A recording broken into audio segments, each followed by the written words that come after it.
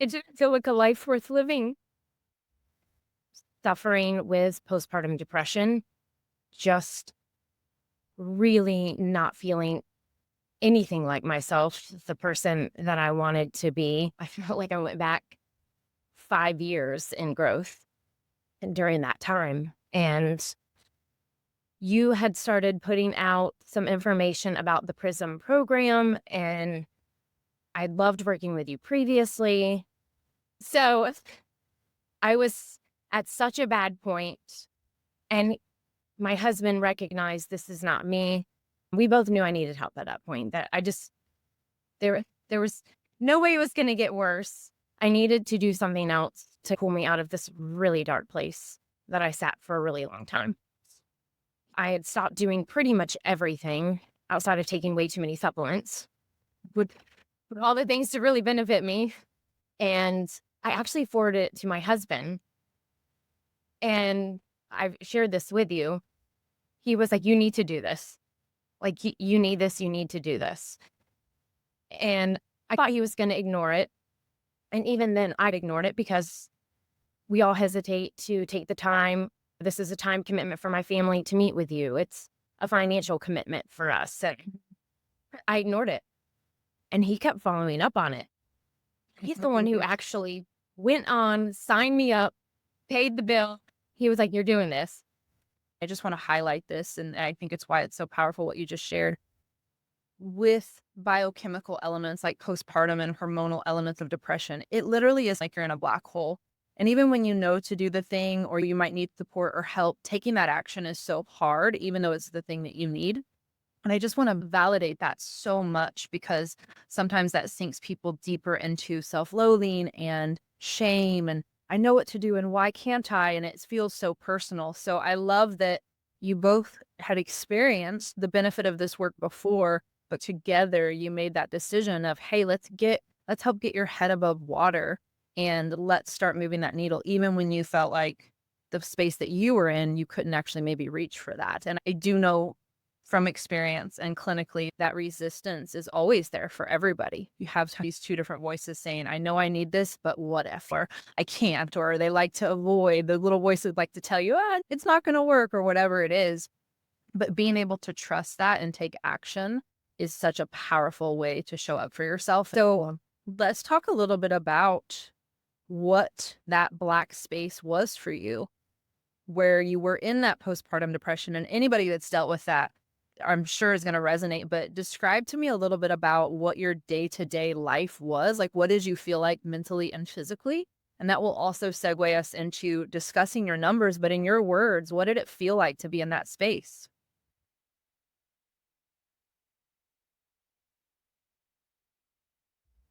It didn't feel like a life worth living.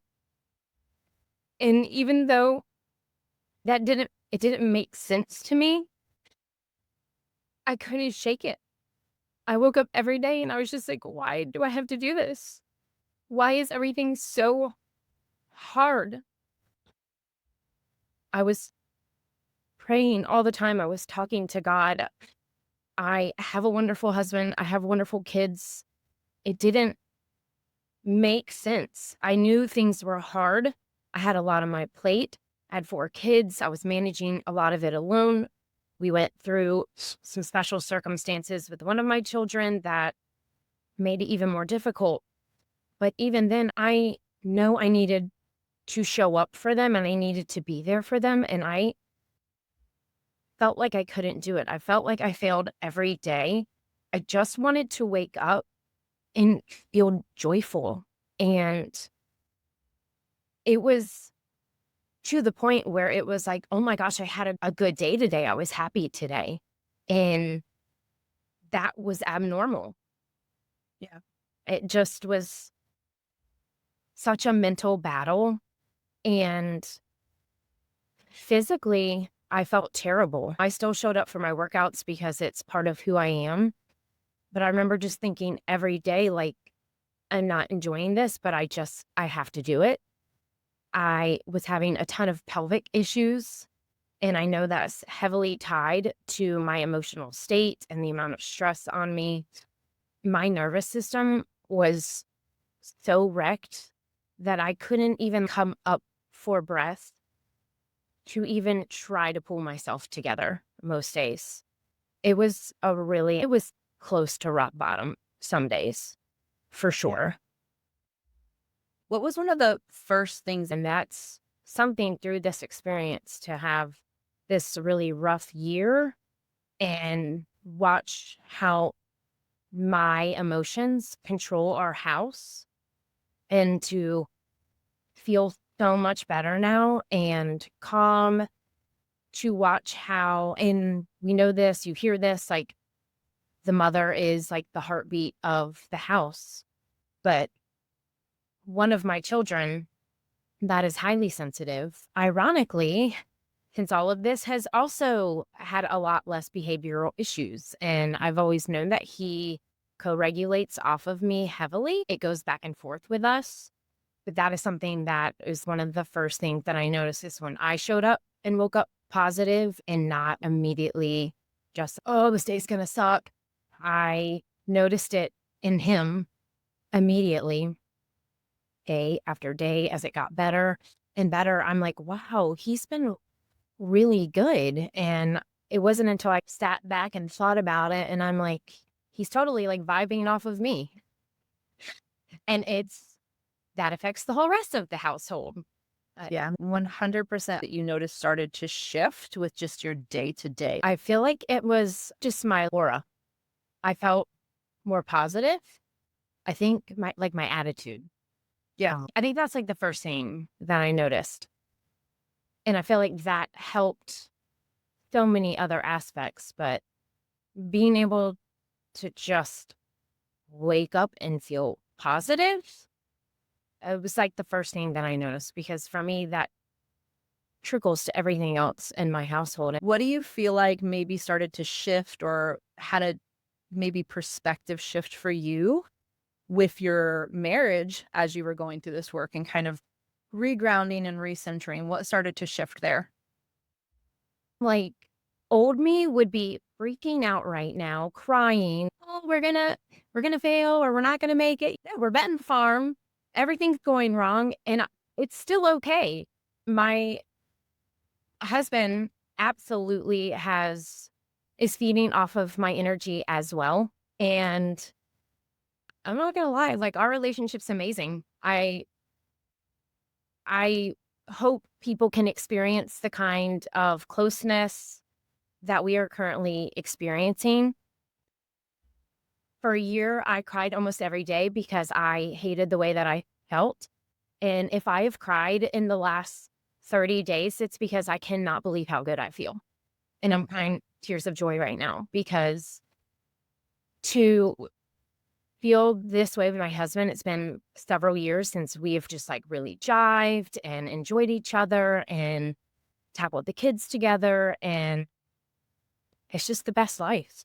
It's the best life. I love having him, but I love being in a place where I can pour into him. I can say words that affirm him, that build him up, instead of being in such a dark place that, like, no matter what he did, I was it, I was tearing him down. I needed to blame someone. I needed to have someone to take my shame, my guilt, my anger.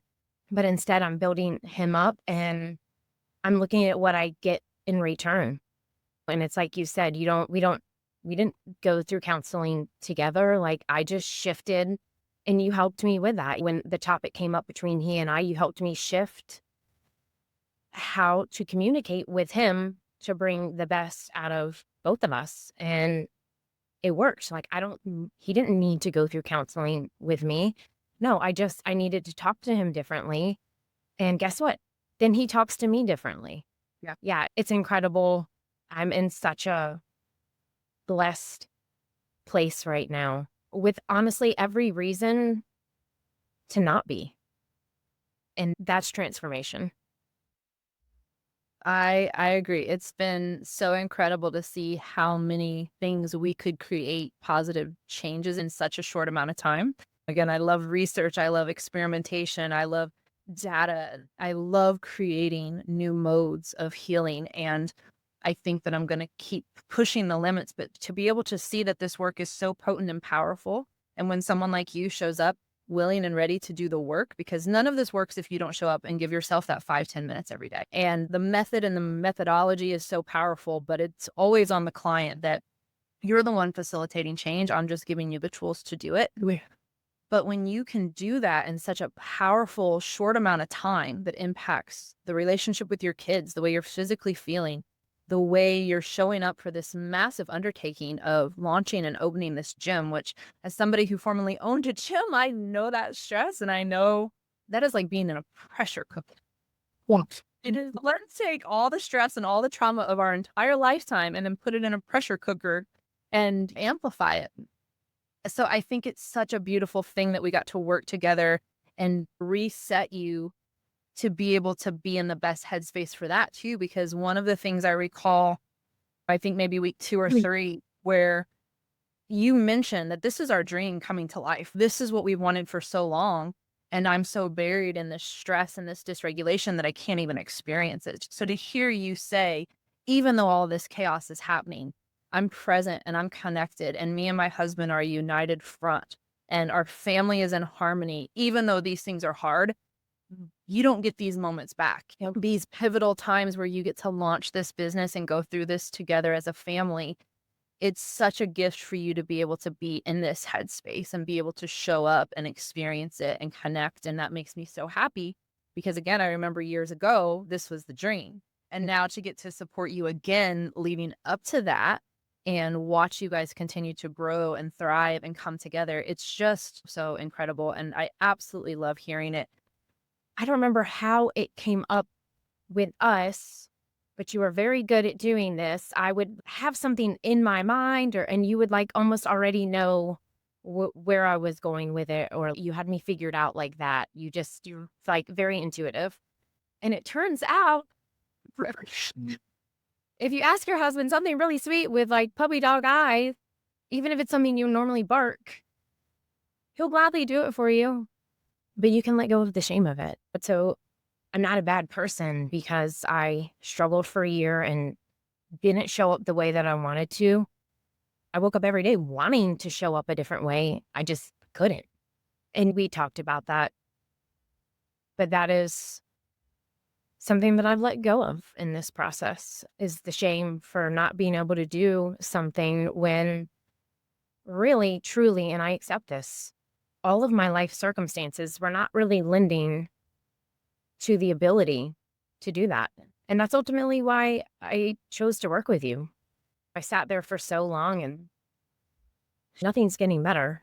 You're trying to do the right things. You want to do the right things. So something's got to give. I clearly needed help. And that's okay.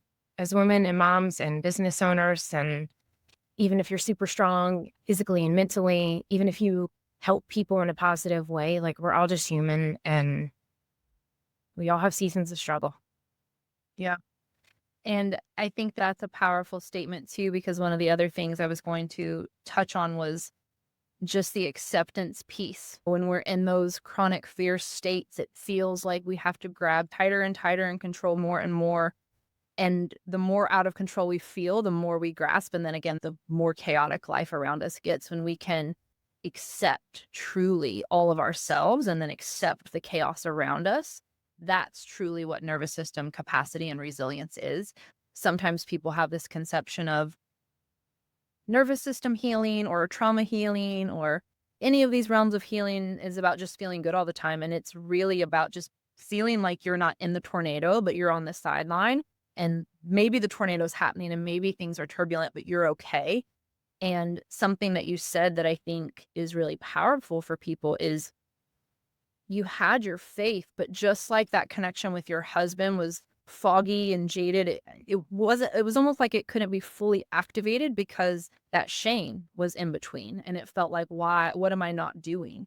And then that looks at your faith and your connection there and tarnishes it a little bit, because shame will always be that barrier, whether it's shame or blame. Those are two things that pile on top of us and they stop so many beautiful things from coming in, whether that's our spiritual connection, whether that's our exercise and movement, whether that's the relationships around us.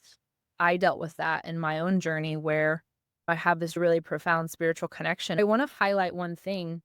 Your hormones, before we got on this call, you actually mentioned where you were at in your cycle and that normally this would be a really turbulent couple days for you, but that you felt okay. And I wanted you to just touch on the difference that you're noticing there from how your cycles used to feel and how they feel now, just a couple weeks out of this work. So I'm not gonna lie, I'm still like trying to digest this. Every day I've been like, okay, so are we pregnant? Because we're not having PMS. Yeah, it's just actually been crazy. Every day this like past week, I've been waiting. I'm like, all right, here it comes. I'm gonna be a freaking terrible monster. And then every day I'm like, I'm still like, all right. And I've forgot today and I'm positive and maybe a little foggy one day. And I'm like, nope, okay, nope, feel better. It has been so bizarre. I actually ended up starting today. So like I'm not pregnant. And outside of having a little meltdown this morning because we were at the ball field all morning and exhausted and kids winding down, and it was truthfully the first time in the last 30 days that I've cried out of frustration was this morning. That is a miracle. The last several months of my cycle, I have started putting in notes in my cycle tracker, and it is like hitting my little emotion emojis, depressed, irritable, moody. I'm like, this is fun. And so I actually started going back and like counting how many days before was I feeling bad and like when was I feeling good. And I've got it down. So this month, I told you, I've been like waiting. I'm like, okay, what's happening here? Truthfully, outside of a little irritability, and then this morning, I would not even have known I was starting my period this week. It's wild. Thought I really don't even have words. Like I'm still speechless. I feel like this is just like the first little bit. Like I'm gonna have to like, all right, we'll wait for next month. We'll see what happens. But I think it's also just like a testament. All the stuff that I was on, I think was super dysregulating and stress. Just the shift in my mindset and everything has to have had a profound effect on my body, my mind. I don't know.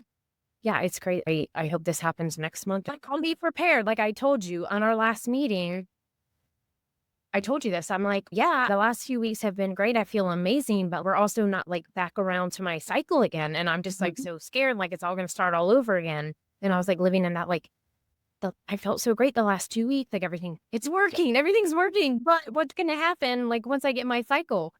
And we talked through that and giving ourselves grace and just tapering exercise around that and rest. And I was like all prepared to go back to our 2 times a day tapping. And I was like prepared and I didn't need to. I didn't need to any of the days. So if that's not a testament that I actually feel better, like nothing is. To go from Googling PMDD a couple months ago and what's wrong with me till I truly wouldn't have known I was starting my period. Like it's literal like night and day. Yeah. It's Yeah. wild. I'm still like truthfully absorbing all this. You probably aren't surprised because you know what you do in your work, but I'm still over here doing this. I have to do this. You sent me a message at one point during a family interaction where you Yes. had a really different response than normal, and you're like, "Who did?" And I love all of that. Those moments where you almost feel unrecognizable. I say that even in my discovery calls with people. I don't overpromise. I'm not into all this fairy tale marketing and everything. I choose my words very intentionally because I know what it's like to be in those spaces, and I don't make promises that this work can't fulfill. But I do. One thing I confidently say is you will not recognize yourself on the other side of this, because I've seen this again thousands of times where who you feel like you are, broken, dark, depressed, anxious, hopeless, all of those things that you're feeling, they feel like you. They're a result of what's happening in your physiology. And when you can shift that, then the hopefulness, the softness, the joy, all of these things get to pop up. It's just like a garden. Your nervous system is like a garden. And when you put the right things in and you get the weeds out, beautiful things happen from that. And that is the power of this work that I get to see every single time I take someone through it. And now I've just figured out even faster and faster ways. Now, granted, even with these fast transformations, of course, it's like getting in shape. You can maybe do some things a little more intense and get in shape quicker. you have to maintain, of course. And Right. then you might go through an injury and life can still happen. But as long as you continue building that capacity, you'll stay mostly upright. You can always reference back on the tools and keep getting stronger and stronger. And then if something happens, being able to be in a position where you don't suffer maybe for a year next time, if something catastrophic shifts or happens, grief, loss, you can maybe be able to reach out for support quicker. That's a big part of it as well, because the more times we go through this, the more we recognize I don't have to suffer alone in silence and shame. I don't have to keep pushing myself through this and waking up every day not even wanting to live when I know there's help and resources out there. And I think that's where we can close with this. If there's a woman listening, or a man, because I work with men too, but if there's someone listening and they are in that dark space and maybe they've tried a lot of different things, and the supplements, the therapy, the self-help, most things that people reach for when they're in a dark space and they're feeling really hopeless, what are a few things that you would tell them about what's possible, or about taking a different route or reaching out for support? How would you encourage them to maybe do something different? I don't know if you just heard me, but my life completely just changed in a matter of months. It was not without work. Like you said, I took it very seriously because what was the alternative? Wake up hating life every day? Like, life is way too short. Life is way too short. If you feel like you need help, get help.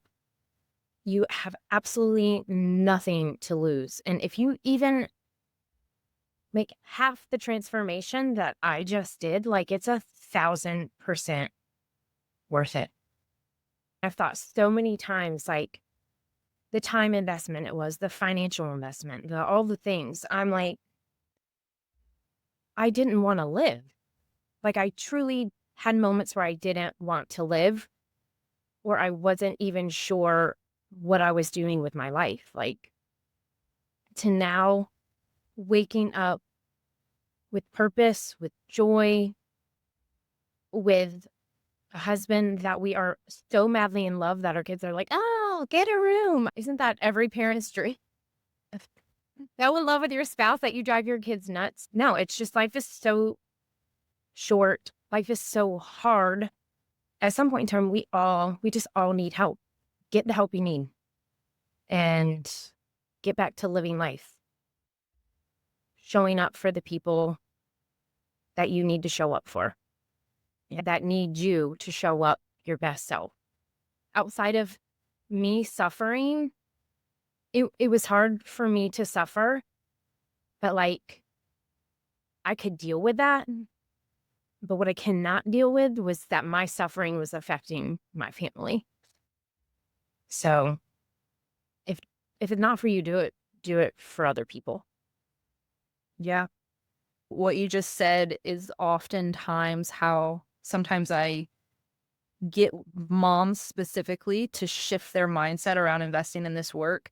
Is I take that I want to give to everyone else, but they don't want to give to themselves, and really communicate to them, if you really want to be the best spouse and mom and employee and business owner and all of these things that we care so much about, like it's in our bones to care about that, we cannot continue doing that while we're so battered and bruised and limping along. Do we want to show up and be able to perform at 100% most of the time for those positions and roles with love and grace and connection? Or do we want to just keep saying, oh, I don't need the help, or I don't want the help, or I don't deserve the help? I'm going to give to everyone else while you're only giving a fraction of what you could actually give to those people. And sometimes it just takes making that perspective shift for people to get it, that what we think is self-serving or giving to others oftentimes isn't it. We have to be able to pour into ourselves. It's the classic adage of you can't pour from an empty cup, and nobody has a more deficient cup than a mom who is also working and doing all of the things. There has never been more task on a single individual's plate than there is now for the modern woman who is a mother, a business owner, or just working, ever in the history of humanity ever existed. And that's why we have these increasing rates of chronic illness, and people's bodies and minds are shutting down. The suicide rates prove that. The chronic illness rates prove that.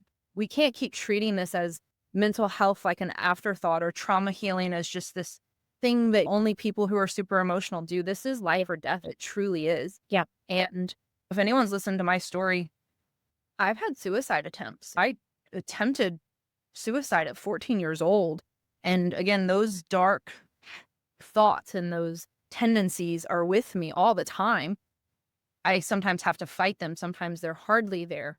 But this really is life or death, to keep showing up and to give yourself what you need to keep moving forward and making a positive impact on those around you, your family, your work, your career.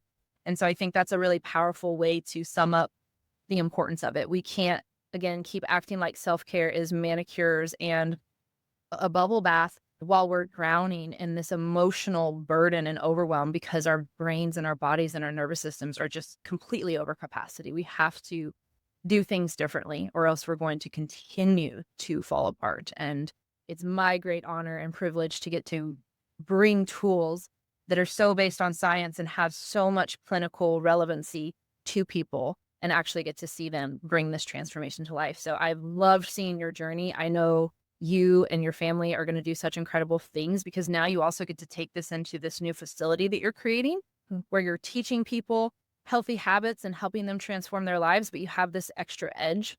That's another way I describe this work a lot, is it's the secret edge.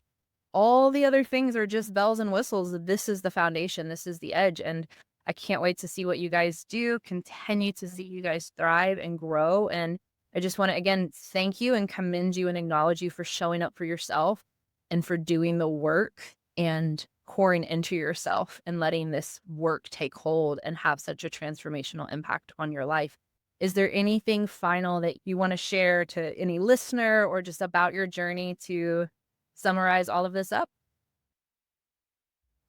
I don't have anything plain to say, but I just really appreciate you. There were so many times getting off of our calls that I was like, she is good. I even said to my husband, I'm like, I like barely said something. She like read my mind. And I think I told you this once. I'm like, you're really good at what you do.